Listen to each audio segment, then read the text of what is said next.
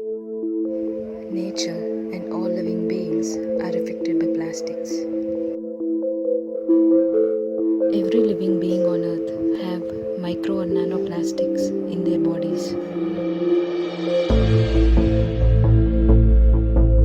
We knowingly disregard nature, wildlife, and marine life.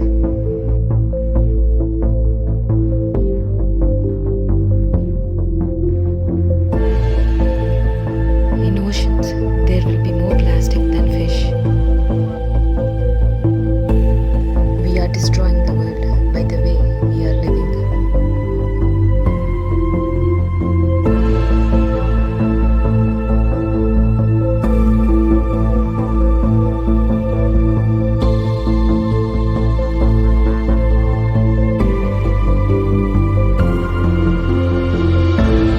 Our lifestyle is deciding the fate. Respect the right to life of every species. Remember, there is nothing called outside. We are just throwing out in the homes of other living beings.